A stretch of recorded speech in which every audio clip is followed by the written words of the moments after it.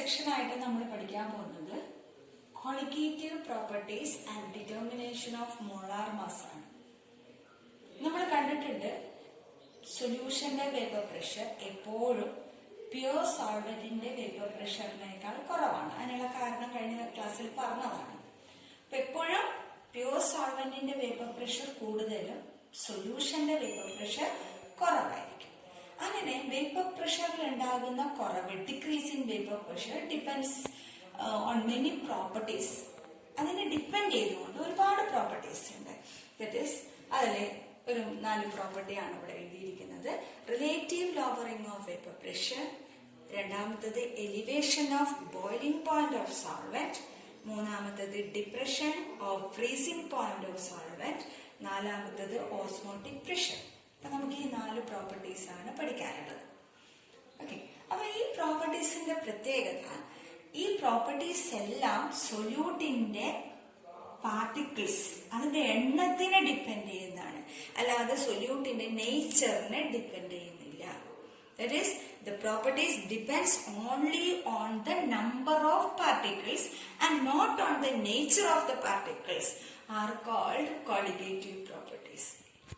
ഇപ്പൊ പറഞ്ഞു, colligative properties എന്ന് പറയുന്നത് പാർട്ടിക്കിൾസിന്റെ, സൊല്യൂഷനിൽ അടങ്ങിയ പാർട്ടിക്കിൾസിന്റെ എണ്ണത്തെ ഡിപ്പെൻഡ് ചെയ്യുന്നു, and not on the nature. ഏതാണ് സൊല്യൂട്ട്, ഏതാണ് പാർട്ടിക്കിൾസ് എന്നല്ല, അതിന്റെ എണ്ണത്തിനെ മാത്രം ഡിപ്പെൻഡ് ചെയ്യുകയാണെങ്കിൽ അതാണ് കൊളിഗേറ്റീവ് പ്രോപ്പർട്ടീസ്. അതിലുള്ള ഒരു 4 കൊളിഗേറ്റീവ് പ്രോപ്പർട്ടീസ് ആണ് നമ്മളിവിടെ കാണുന്നത്. ഒന്ന് relative lowering of vapour pressure, 2 elevation of boiling point, 3 depression of freezing point and osmotic pressure. 4 നമുക്ക് പഠിക്കാനുള്ളതാണ്. അപ്പൊ അതിലെ ആദ്യത്തെ റിലേറ്റീവ് ലോവറിംഗ് ഓഫ് വേപ്പർ പ്രഷറിനെ കുറിച്ച് നമുക്ക് പഠിക്കാം. അതെന്ന് എങ്ങനെയാണ് നമ്മളൊരു സൊല്യൂട്ടിന്റെ മോളാർ മാസ് കണ്ടെത്തുക എന്നുള്ളതുമാണ് പഠിക്കുന്നത്. Colligative property, that is relative lowering of vapor pressure. Okay, ഞാൻ പറഞ്ഞു കഴിഞ്ഞു നമ്മുടെ സോൾവെന്റിന്റെ, പ്യൂർ സോൾവെന്റിന്റെ വേപ്പർ പ്രഷർ സൊല്യൂഷന്റെ വേപ്പർ പ്രഷറിനേക്കാളും എപ്പോഴും കൂടുതലായിരിക്കും. നമ്മൾ സോൾവെന്റിന്റെ വേപ്പർ പ്രഷറിനെ പ്യൂർ സ്റ്റേജിലുള്ളതിനെ നമുക്ക് P01 എന്നെടുക്കാം. കാരണം നമ്മൾ ഈ കാണിക്കുന്നത് എപ്പോഴും പ്യൂർ സ്റ്റേജിലുള്ള വേപ്പർ പ്രഷറാണ്. That is vapour pressure of pure solvent. Then P1, that is again vapor pressure of solution. പറഞ്ഞ ഓർമ്മയുണ്ടല്ലോ നമുക്ക്. അപ്പോ P01 എപ്പോഴും കൂടുതലായിരിക്കും ആരെക്കാളും, P1-നേക്കാളും. അപ്പൊ ഇത് തമ്മിലുള്ള വ്യത്യാസം, അതായത് സൊല്യൂഷൻ ആവുമ്പോൾ സോൾവെന്റിന്റെ വേപ്പർ പ്രഷർ കുറയുന്നുണ്ട്. അത് തമ്മിലുള്ള വ്യത്യാസം, കാരണം നമ്മൾ വ്യത്യാസത്തെ വ്യത്യാസം ഡെൽറ്റ കൊണ്ടാണല്ലോ കാണിക്കുന്നത്. അപ്പൊ ഡെൽറ്റ P1 എന്നത് നമുക്ക് എങ്ങനെ എഴുതാം? P01 മൈനസ് P1 ആണ്. ഇനി റൗൾട്ട്സ് ലോ പറയുന്നുണ്ട്, പഠിച്ചതാണ് നമ്മള്. P1 vapor pressure of a solution is equal to vapor pressure of the solution at the pure stage, solvent not solution, vapor pressure of the solvent at the pure stage into its mole fraction. നമ്മൾ പഠിച്ചിട്ടുണ്ട് അല്ലെ? Vapour pressure of a component equal to vapour pressure of that component at the pure stage into its mole fraction. Raoult's law പറഞ്ഞതാണത്. ഓക്കെ, അത് നമുക്കൊന്ന് ഇവിടെ substitute ചെയ്യുന്നതിന്റെ മുന്നേ ഒരു കാര്യം കൂടെ നമുക്ക് ചെയ്യാം. ഈ കൈവണ്ണിന് പകരം നമുക്കൊരു കാര്യം കൂടെ ചെയ്യാം. P01 കൈവണ്ണിന് പകരം 1 മൈനസ് K2 എന്ന് എഴുതാലോ. K2 എന്ന് പറഞ്ഞാൽ എന്തായിരുന്നു? It is the mall fraction of the solute. K1 mall fraction of the solvent ആണ്, K2 mall fraction of the solute. ശരി, നമ്മളൊന്ന് എക്സ്പാൻഡ് ചെയ്യുന്നു. P01 മൈനസ് P01 K2 എന്ന് എഴുതാം. P1-ന് പകരം P1 is equal to, അത് നമ്മൾ ഇതിലേക്ക് സബ്സ്റ്റിറ്റ്യൂട്ട് ചെയ്യാൻ പോവാണ്. That is delta P1 is equal to P01 minus ബ്രാക്കറ്റിൽ ഇടുന്നു P01, അതായത് P1-ന് പകരം നമ്മൾ ഈ വാല്യൂ സബ്സ്റ്റിറ്റ്യൂട്ട് ചെയ്യുന്നു. P01 minus P01 K2. Okay, ഒന്നുകൂടെ മാറ്റി എഴുതാം. P01 minus P01 plus minus minus plus P01 Chi2. Okay, അപ്പോൾ ഈ രണ്ട് P01 നമുക്ക് ക്യാൻസൽ ചെയ്ത് കഴിഞ്ഞാൽ delta P1 is equal to P01 Chi2 എന്ന് കിട്ടും അല്ലെ. അപ്പൊ നമുക്ക് ഒന്നുകൂടെ മാറ്റി എഴുതാം. ഡെൽറ്റ P1 അതിന് പകരം ഡെൽറ്റ P1 അല്ല, ഡെൽറ്റ P1 എന്ന് പറഞ്ഞാൽ എന്തായിരുന്നു നോക്ക്, it is equal to P01 minus P1 is equal to P01 into Chi2. ഞാൻ ഇതിങ്ങോട്ട് മാറ്റാണ്. That is P01 minus P1 by P01 equal to Chi2. That is, this is called the relative lowering of vapor pressure. P01 minus P1 by P01 is called relative lowering of vapor pressure, which is equal to the mole fraction of the solute. Clear? Relative lowering of vapor pressure is equal to mole fraction of the solute. ഓർമ്മയുണ്ടല്ലോ? ഇനി ഇതാണ് നമ്മൾ അടുത്ത കാൽക്കുലേഷനിലേക്ക് പോകുന്നത്. അപ്പൊ ഇതാണ് നമ്മുടെ equation കിട്ടിയിരിക്കുന്നത് അല്ലെ. Relative lowering of vapour pressure is equal to mole fraction of the solute. അത് നമ്മൾ ഒന്നുകൂടെ സബ്സ്റ്റിറ്റ്യൂഷൻ കൊടുക്കുകയാണ്. Chi2 പകരം നോക്കോളൂ, P01 minus P1 by P01 is equal to mole fraction of solute എന്നുള്ളത് നമുക്ക് ഇങ്ങനെ എഴുതാലോ. Number of moles of solute by number of moles of solvent plus number of moles of solute. ഇങ്ങനെയല്ലേ mole fraction കണ്ടുപിടിക്കുക. ഏതിന്റെ mole fraction ആണോ കാണേണ്ടത് അതിന്റെ നമ്പർ ഓഫ് മോൾസിനെ ടോട്ടൽ നമ്പർ ഓഫ് മോൾസ് കൊണ്ട് ഡിവൈഡ് ചെയ്തിട്ടാണല്ലോ നമ്മൾ മോൾ ഫ്രാക്ഷൻ കണ്ടുപിടിക്കുന്നത്. ഓക്കെ, ഇനി നോക്കിക്കോളൂ, സോൾവെന്റിന്റെ നമ്പർ ഓഫ് മോൾസും സൊല്യൂട്ടിന്റെ നമ്പർ ഓഫ് മോൾസും കമ്പയർ ചെയ്യുമ്പോൾ ഇത് വളരെ കൂടുതൽ, ഇത് കുറവായിരിക്കും. അതുകൊണ്ട് നമുക്ക് ഇങ്ങനെ എടുക്കാം, N1 plus N2 approximately equal to N1 തന്നെ എടുക്കാം. കാരണം എന്താണ്, N2 number of moles of solute എപ്പോഴും സോൾവെന്റിന്റെ നമ്പർ ഓഫ് മോൾസിനെ അപേക്ഷിച്ച് വളരെ ചെറുതാണ്. അതുകൊണ്ട് ഈ ഇതിനെ നമുക്ക് ഒഴിവാക്കാൻ നെഗ്ലക്ട് ചെയ്തിട്ട് N1 എടുക്കാം. അങ്ങനെ വരുമ്പോ P01 minus P1 by P01 is equal to നമുക്ക് ഇങ്ങനെ വരും, N2 ബൈ N1 വരും. ഇനി എങ്ങനെയാണ് നമ്മൾ നമ്പർ ഓഫ് മോൾസ് കണ്ടുപിടിക്കുക? ഒരു സബ്സ്റ്റൻസിന്റെ നമ്പർ ഓഫ് മോൾസ് കാണാൻ അതിന്റെ ഗിവൺ മാസിനെ മോളാർ മാസ് കൊണ്ട് ഡിവൈഡ് ചെയ്യുക. അങ്ങനെയല്ലേ, ഇതായിരുന്നു equation. That is number of moles is equal to given mass by molar mass നമ്മൾ പഠിച്ചിട്ടുണ്ട്. അത് നമുക്കൊന്ന് ഇവിടെ സബ്സ്റ്റിറ്റ്യൂട്ട് ചെയ്യാം. ദാറ്റ് ഈസ് N2 പകരം the given mass W2 എന്ന് എടുക്കാം. സൊല്യൂട്ടിന്റെ മാസ് ആണ് W2 by its molar mass M2 divided by N1 എന്ന് പറഞ്ഞാൽ സോൾവെന്റ് ആണല്ലോ. സോൾവെന്റിന്റെ നമ്പർ ഓഫ് മോൾസ് എന്ന് പറയുന്നത് weight of solvent divided by its molar mass. Okay, then relative lowering of vapor pressure, that is P01 minus P1 divided by P01 is equal to W2 by M2 into M1 by W1. അതാണ് equation. കണ്ടല്ല? ഇനി ഓരോന്ന് എന്താ terms എന്ന് ഓർമ്മിക്കാം. അതായത് P01 എന്ന് വെച്ചാൽ എന്തായിരുന്നു, പ്യൂർ സോൾവെന്റിന്റെ വേപ്പർ പ്രഷർ. P1 എന്ന് പറയുന്നത് സൊല്യൂഷന്റെ വേപ്പർ പ്രഷർ. W2 എന്ന് പറഞ്ഞാൽ സൊല്യൂട്ടിന്റെ മാസ് ആണ്, given mass of the solute. And M2 molar mass of the solute. Then M1 molar mass of the solvent. W1 it is the given mass of solvent. അപ്പൊ ഈ ഒരു equation ഉപയോഗിച്ച് നമുക്ക് സൊല്യൂട്ടിന്റെ molar mass കണ്ടുപിടിക്കാം. സൊല്യൂട്ടിന്റെ molar mass കാണണമെങ്കിൽ നമുക്ക് ഈ തന്നിരിക്കുന്ന കാര്യങ്ങളൊക്കെ അറിയണം. ഒന്നുകിൽ relative lowering of vapour pressure തരണം, അല്ലെങ്കിൽ നമുക്ക് പ്യൂർ സോൾവെന്റിന്റെ വേപ്പർ പ്രഷറും സൊല്യൂഷന്റെ വേപ്പർ പ്രഷറും മാസ് ഓഫ് ദി സൊല്യൂട്ടും മാസ് ഓഫ് ദി സോൾവെന്റും molar mass of the solvent തന്നു കഴിഞ്ഞാൽ നമുക്ക് ആരുടെ മോളാർ മാസ് കാണാം, സൊല്യൂട്ടിന്റെ മോളാർ മാസ് കാണാം. ഇതാണ് ഫസ്റ്റ് കോഡിഗേറ്റീവ് പ്രോപ്പർട്ടി ഇക്വേഷൻ ഡിറൈവ് ചെയ്തത് ഓർമ്മിക്കുക. എന്നിട്ട് അതെങ്ങനെയാണ് ഇതിലേക്ക് എത്തുന്നതെന്നും ഇതിന്റെ പ്രോബ്ലം ചെയ്യുന്നത് അറിയാം. ഓക്കെ, പ്രോബ്ലം നോക്കിയുള്ളൂ. നമുക്ക് ഈ ഒരു ക്വസ്റ്റിനെ ബേസ് ചെയ്തുകൊണ്ടുള്ള പ്രോബ്ലം ആണ്. അതായത് relative relative covering of vapor pressure base ചെയ്തിട്ടുള്ളത്.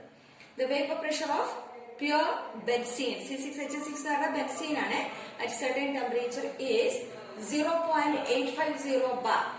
A non-volatile solute weighing 0.5 gram when added to 39 gram of benzene. The vapor pressure of the solution then 0.845 bar. What is the molar mass of the solute? So solute in the molar mass M2 ആണ് കാണാൻ പറഞ്ഞിരിക്കുന്നത്. M2 കാണണമെങ്കിൽ ബാക്കി എല്ലാ കാര്യങ്ങളും തന്നിട്ടുണ്ടോ നോക്കിയേ. നിങ്ങളോട് പറഞ്ഞിട്ടുണ്ട് the vapor pressure of pure benzene at certain temperature is 0.850 bar. That is pure benzene has the vapor pressure 0.850 bar. That is P10 is equal to 0.850. നമുക്കിവിടെ എഴുതാം P01 equal to 0.850 bar ആണ്. ഇതാണ്. ഇനി നോക്കിക്കോളൂ, a non-volatile solute weighing 0.5 gram. That is weight of the solute is given. What is the weight of the solute? That is W2. W2 is given. W2 is equal to 0.5 gram. Then, when added to 39 gram of benzene, that is the solvent. Solvent has a mass of 39 gram. That is W1 is equal to 39 gram. Then, ഇനി എന്താ പറഞ്ഞിരിക്കുന്നത്? ബെൻസീന്റെ molar mass തന്നിട്ടുണ്ട്. സോൾവെന്റിന്റെ molar mass ആണ് 78 gram per mole. And here, what is the molar mass of solvent? That is M1. M1 is also given. That is equal to 78 gram per mole. Okay. Then, ഇനി എന്താ കണ്ടുപിടിക്കാൻ പറഞ്ഞിരിക്കുന്നത്? ബാക്കി എല്ലാ values ആയാലോ നമുക്ക് കണ്ടുപിടിക്കാൻ M2 ആണ് കാണേണ്ടത്. അപ്പൊ നമുക്കൊന്ന് സബ്സ്റ്റിറ്റ്യൂട്ട് ചെയ്യാം വാല്യൂസ്. ദാറ്റ് ഈസ് then നമ്മൾ ഒരു കാര്യം കൂടെ ഉണ്ട്, vapour pressure of the solution വേണം നമുക്ക് അല്ലെ. P1 അത് തന്നിട്ടുണ്ടല്ലോ 0.845. P1 is equal to 0.845 ആണ്. 3 bar ആണ്. നമുക്ക് സബ്സ്റ്റിറ്റ്യൂട്ട് ചെയ്യാം. P01 0.850 minus P1 0.845 divided by P01 again 0.850 is equal to W2, that is 0.5 into M1 78 divided by M2, that is നമുക്ക് കണ്ടുപിടിക്കണം, into W1, that is 39. Okay. നമുക്ക് ഇതിന്റെ വ്യത്യാസം എത്രയാണ് കിട്ടുന്നത്? That is equal to 0.005 അല്ലെ, divided by 0.850 is equal to 0.5 into 78 divided by, that is M2 into 39. Now we have to determine what is M2. M2 is equal to 0.5 into 78 divided by 39. M2 കൊണ്ട് പോകുന്നല്ലോ, ബാക്കി ഇയാൾ അങ്ങോട്ടേ കൊണ്ടുപോയി, into 0.850 divided by 0.005 and substitute ചെയ്ത് കഴിഞ്ഞാൽ നമുക്ക് കിട്ടും 178 gram per mole ആണ് നമ്മുടെ മോളാർ മാസിന്റെ യൂണിറ്റ്. 78 അല്ല 170 gram per mole ആണ്. Not 78, 170 ആണ്. സബ്സ്റ്റിറ്റ്യൂട്ട് ചെയ്ത് നമ്മൾ ചെയ്ത് നോക്കിയാൽ നമുക്ക് ആൻസർ കിട്ടും. അപ്പൊ നമ്മൾ രണ്ടാമത്തെ കൊളിഗേറ്റീവ് പ്രോപ്പർട്ടിയിലേക്ക് പോവാണ്. ഞാൻ പറഞ്ഞല്ലോ കൊളിഗേറ്റീവ് പ്രോപ്പർട്ടി എന്താണ്? Depends on the number of the particles and not on the nature of the particle. Particles ഏത് തന്നെ ആയാലും ശരി, എത്രയാണ് പാർട്ടിക്കിളിന്റെ എണ്ണം അതിനനുസരിച്ച് മാറിക്കൊണ്ടിരിക്കുന്നതാണ്. അപ്പൊ രണ്ടാമത്തേതാണ് elevation of boiling point of the solvent. അപ്പോ നമ്മൾ ഇവിടെ ഒരു ഗ്രാഫ് വരയ്ക്കാൻ പോവാണ്. ഗ്രാഫില് വേപ്പർ പ്രഷർ ആണ് വൈ ആക്സിസിൽ എടുത്തിരിക്കുന്നത്, എക്സ് ആക്സിസിൽ ടെമ്പറേച്ചർ ആണ് എടുത്തിരിക്കുന്നത്. അപ്പോ നമ്മൾ സോൾവെന്റിന്റെ വേപ്പർ പ്രഷർ ആണ് ആദ്യം വരയ്ക്കാൻ പോകുന്നത്, പ്യുവർ സോൾവെന്റ്. അപ്പൊ പ്യുവർ സോൾവെന്റിന്റെ വേപ്പർ പ്രഷർ ഗ്രാഫാണ് ഞാൻ വരയ്ക്കുന്നത്. അപ്പൊ വേപ്പർ പ്രഷർ എന്ത് ചെയ്യും? ടെമ്പറേച്ചർ കൂടുന്തോറും നമുക്കറിയാലോ, ടെമ്പറേച്ചർ കൂടുന്തോറും കൂടുതൽ മോളിക്യൂള് വേപ്പറായിട്ട് വരും. അപ്പൊ വേപ്പറായിട്ട് കൂടുതൽ മോളിക്യൂൾ വേപ്പർ ആകുന്നതിനനുസരിച്ച് വേപ്പർ പ്രഷർ കൂടി വരും. അവസാനം ഈ ഈ വേപ്പർ പ്രഷർ എന്തിന് തുല്യമായി മാറും? അറ്റ്മോസ്ഫിയറിക് പ്രഷറിന് ഈക്വൽ ആയി മാറും. നമുക്കറിയാം, എപ്പോഴാണോ ഒരു ലിക്വിഡിന്റെ വേപ്പർ പ്രഷർ അറ്റ്മോസ്ഫിയറിക് പ്രഷറിന് ഈക്വൽ ആവുന്നത് അപ്പോഴാണ് അത് ബോയിൽ ചെയ്യുക. അപ്പൊ ഞാൻ ഈ ഗ്രാഫ് താഴേക്ക് വരച്ചു കഴിഞ്ഞാല് എക്സ് ആക്സിസിൽ വന്നു മുട്ടും അല്ല. അപ്പോ ഇത് ആണ്, നമുക്കതിനെ T0 എന്നെടുക്കാം, temperature. This is the boiling point of pure solvent. സോൾവെന്റിന്റെ ബോയിലിംഗ് പോയിന്റ് ആണ്. കണ്ടല്ലോ? അപ്പോ പറഞ്ഞ മനസ്സിലായല്ലോ? നമ്മള് ടെമ്പറേച്ചർ ഇൻക്രീസ് ചെയ്യുന്നതിനനുസരിച്ച് ലിക്വിഡ് കൂടുതൽ കൂടുതൽ വേപ്പർ ആവുന്നു. അങ്ങനെ വേപ്പർ ആവുമ്പോൾ വേപ്പർ പ്രഷർ കൂടി കൂടി വരും. അങ്ങനെ അവസാനം വേപ്പർ പ്രഷർ അറ്റ്മോസ്ഫിയറിക് പ്രഷറിന് ഈക്വൽ ആയി മാറും. At that time the liquid began to boil and that is the boiling point. At that temperature is called the boiling point of that liquid. അപ്പോൾ സോൾവെന്റിന്റെ boiling point ആണ് T0. ഇത് നമ്മൾ പഠിച്ചിട്ടുണ്ട്. സൊല്യൂഷന്റെ boiling point എപ്പോഴും സൊല്യൂഷന്റെ vapour pressure എപ്പോഴും സോൾവെന്റിനേക്കാൾ കുറവായിരിക്കും. അപ്പൊ നമ്മളിതാ ഇവിടെ താഴെയാണ് ഗ്രാഫ് വരയ്ക്കുന്നത്. വരക്കാനുള്ള കാരണം നമുക്കറിയാം, സോൾവെന്റിന്റെ വേപ്പർ പ്രഷറിനേക്കാൾ കുറവാണ് സൊല്യൂഷന്റെ വേപ്പർ പ്രഷർ. ഇത് നോക്കുള്ളൂ, സൊല്യൂഷന് നമ്മൾ ഹീറ്റ് ചെയ്യാണ്. ഹീറ്റ് ചെയ്യുന്നതിനനുസരിച്ച് സൊല്യൂഷന്റെ വേപ്പർ പ്രഷറും കൂടി കൂടി വരും. കൂടി കൂടി കൂടി അത് അറ്റ്മോസ്ഫിയറിക് പ്രഷറിന് ഈക്വൽ ആയി മാറും ഒരു പ്രത്യേക ടെമ്പറേച്ചറിൽ. ഓക്കെ, നമുക്കൊന്ന് താഴേക്ക് എക്സ് ആക്സിസിലേക്ക് നീട്ടി വരച്ചു കഴിഞ്ഞാൽ നമുക്കിതിനെ T1 എന്നെടുക്കാം. T1. That is, it is the boiling point of the solution. Solution ആണത്. എന്തുകൊണ്ടാണ് സൊല്യൂഷന്റെ ഗ്രാഫ് താഴെ വരച്ചെന്ന് അറിയാലോ? സൊല്യൂഷന്റെ വേപ്പർ പ്രഷർ എപ്പോഴും സോൾവെന്റിനേക്കാൾ കുറവാണ്. അപ്പോൾ സൊല്യൂഷനെ നമ്മൾ ബോയിൽ ചെയ്യുന്ന സമയത്തും അതിന്റെ വേപ്പർ പ്രഷർ കൂടി കൂടി അവസാനം ഒരു പ്രത്യേക ടെമ്പറേച്ചറിൽ എത്തുമ്പോൾ അത് എന്തായി മാറി? അറ്റ്മോസ്ഫിയറിക് പ്രഷറിന് ഈക്വലായി മാറി. ആ സമയത്ത് സൊല്യൂഷൻ ബോയിൽ ചെയ്യാൻ തുടങ്ങും. And T1 is the boiling point of the solution. Okay, then this difference. അപ്പൊ നമ്മൾ കാണുന്ന എന്താണ്? പ്യൂർ സോൾവെന്റിനേക്കാളും സൊല്യൂഷന്റെ വേപ്പർ പ്രഷർ കൂടുതലാണ്. സൊല്യൂഷന്റെ ബോയിലിംഗ് പോയിന്റ് കൂടുതലാണ്. പ്യൂർ സോൾവെന്റിനേക്കാളും സൊല്യൂഷന്റെ ബോയിലിംഗ് പോയിന്റ് കൂടുതലാണ്. T0 കുറവാണ്, T1 കൂടുതലാണ്. ഈ ഡിഫറൻസിനെ, this difference is called delta TB, which is the elevation of boiling point. Which is called the elevation of boiling point. But നോക്കാം, delta TB, that is equal to elevation of boiling point, which is equal to T1 minus T0. T1, the boiling point of solution. T0, the boiling point of pure solvent. ഈ വ്യത്യാസമാണ് elevation of boiling point. ഇനി delta TB എന്ന് പറയുന്നത്, it is found to be proportional to molarity of the solution. You know what is molarity? That is number of moles of solute in kilogram of the solvent. 1 kilogram of the solvent, that is molarity. And the elevation of boiling point is found to be proportional to molarity. That is, delta TB is equal to, നമുക്ക് ഒരു proportionality constant, proportionality sign മാറ്റി equality ആക്കുമ്പോൾ ഒരു proportionality constant വരുമല്ലോ.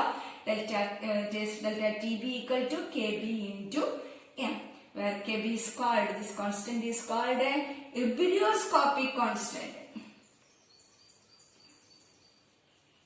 Ebullioscopic constant. Or it is also called a molar elevation constant. Ebullioscopic constant, or it is also called a molar elevation constant, and its unit is Kelvin kilogram per mole. This is the unit, Kelvin kilogram per mole. That is Kb. Okay. ഇനി നമുക്കിതൊന്ന് എന്ത് കണ്ടുപിടിക്കണം? Molar mass of the solute കണ്ടെത്തലാണ് ലക്ഷ്യം. ഇതാണ് നമ്മുടെ qualitative property ആയ delta TB, that is elevation of boiling point, that is equal to KB into M. നമുക്കൊന്ന് സബ്സ്റ്റിറ്റ്യൂട്ട് ചെയ്യാം. അപ്പൊ നമ്മൾ കണ്ടു കഴിഞ്ഞു അല്ലെ? elevation of boiling point of the solvent is equal to KB into M. മൊളാരിറ്റിക്ക് പകരമുള്ള കാര്യങ്ങളൊക്കെ നമുക്ക് സബ്സ്റ്റിറ്റ്യൂട്ട് ചെയ്യാം. That is delta TB is equal to kb into എന്താണ് molality? Number of moles of solute by mass of solvent. നമ്മൾ mass of solvent W1 അല്ലേ എടുക്കുന്നത്, in kilogram ആണ്. Kilogram ആക്കാൻ വേണ്ടി നമ്മൾ എന്ത് ചെയ്യണം? 1000 കൊണ്ട് ഡിവൈഡ് ചെയ്യണം. വേണം. അപ്പൊ വെയിറ്റ് ഗ്രാമിലാ തന്നിരിക്കുന്ന സോൾവെന്റിന്റെ വെയിറ്റ് ആണ്. അത് ഗ്രാമിലാ തന്നെങ്കിൽ അതിനെ കിലോഗ്രാം ആക്കാൻ 1000 കൊണ്ട് ഡിവൈഡ് ചെയ്യണം. അപ്പൊ ഇതാണ് വരിക. Then delta TB is equal to KB into N2 ന് പകരം that is number of moles of solute എങ്ങനെയാണ് കാണുക? It is equal to weight of the solute given mass divided by molar mass, okay, N2 divided by W1 divided by 1000. അപ്പൊ ഒന്ന് മാറ്റി എഴുതാം. delta TB is equal to KB into W2 by M2 into 1000 മേലെ പോവല്ലോ 1000 divided by W1. Okay, ഒന്നുകൂടെ ഒന്ന് മാറ്റി എഴുതി കഴിഞ്ഞാൽ delta TB is equal to KB into 1000 into W2 divided by M2 into W1. This is the equation. And using this equation, we can also determine the molar mass of the solute, that is M2.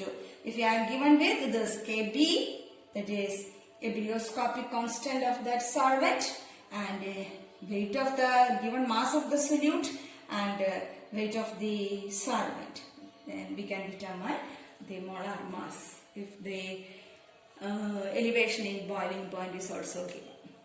അപ്പൊ ഇതാണ് നമ്മുടെ equation. ഇപ്പൊ equation കണ്ടല്ലോ, delta TB equal to KB into M എന്നാണ് നമ്മുടെ equation വന്നിരിക്കുന്നത്.